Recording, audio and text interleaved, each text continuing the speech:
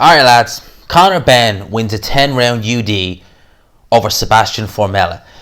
Now, when this fight first got announced, having seen the Sean Porter fight, having seen him in there with Sean Porter, and you'll go the distance with Sean Porter. Sean Porter is not a devastating puncher at welterweight. But to go from fighting Sean Porter to fighting Conor Benn, having seen that Formella, he's nothing to write home about, but technically he's very okay. And Conor Benn, the level of opposition he's fought, from pretty much when he turned pro in 2016 to his last fight before this in 2019, it's been terrible. And he's looked very shaky in some of them fights, like against Cedric Payneau. Even in the rematch, he didn't look 100% comfy at times in that rematch. So I kind of thought to myself, okay, this could be a step too far. This could be a step too far for Conor Benn. But we're hearing all these stories coming out of the gym that Ben's been looking a lot better. He's been looking a lot more improved. His boxing is better. His head movement is better. We'll see it in this fight.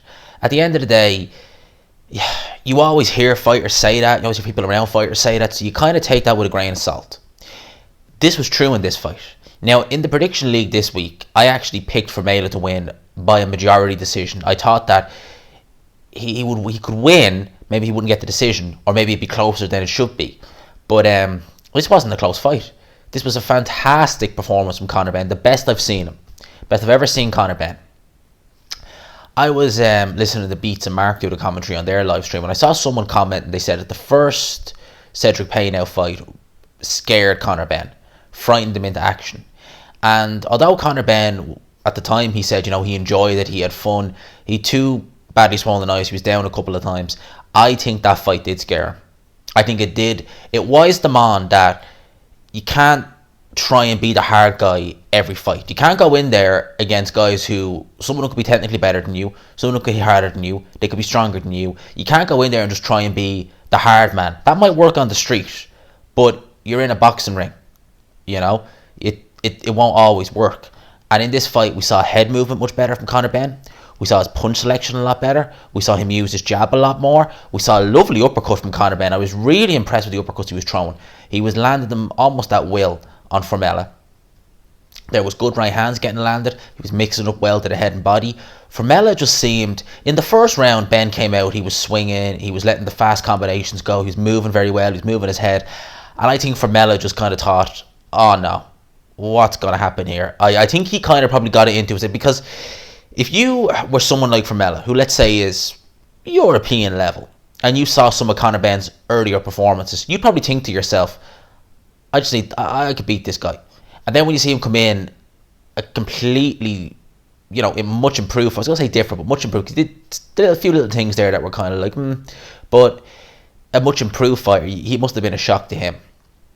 The only round in which he was competitive, and the only round I gave him, and I think all the judges bar one gave to Formella, was the 6th round. The 6th round was his best round. That was the round where he's most competitive. He was standing in front of Conor Benn a lot. He was taking a lot. He had his nose smashed up a bit. He was taking a lot of body shots, but he seems to be very game, very tough.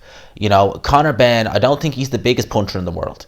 He's got respectable power there, but I don't think it's devastating necessarily. I think Conor Benn, he really needs to set himself, and you can see it as well with the way he throws some of his shots. He really does need to set himself, and he really has to throw with everything, with maximum velocity to really gain any kind of crank in those shots.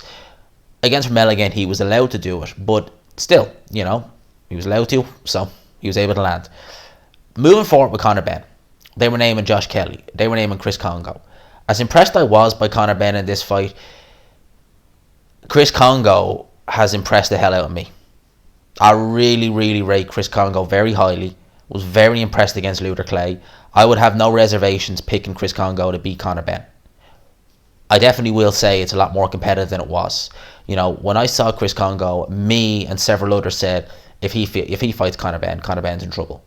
I think it's a much more competitive fight. But lest we forget, Chris Congo will move. He moves very well. He's got respectable power himself. Formella, he really did stand right in front of Conor Benn. He had the gloves up, his chin down, he was taking the shots, but he wasn't really doing anything from a technical point of view that was really offsetting Conor Benn. I look at Chris Congo and I think, oh boy, he is going to offset the hell out of Conor Benn. And when Conor Benn starts swinging, because he did do that a few times in this fight, when he starts swinging and loading up, that's when he's going to have problems against someone like Chris Congo. You know, when he was doing that against Formella, however the way you say his name, he got away with it. He looked, like I said, Conor Benn looked very good in this fight. Best I've seen him. You know, no complaints with the best I've seen Conor Benn. Moving forward again at domestic level, Josh Kelly, Chris Kongo, I would comfortably pick Chris Kongo over Conor Benn. Josh Kelly, likewise, I would, truth be told, I probably would still pick him over Conor Benn. But I've never, the longest time I've watched Conor Benn, Josh Kelly, the longest time I've watched him, I've always just thought, no. Like Sky have really kind of shut the hype down on Josh Kelly pretty much since the Ray Robinson fight. I've always looked at him and just been like, man, no.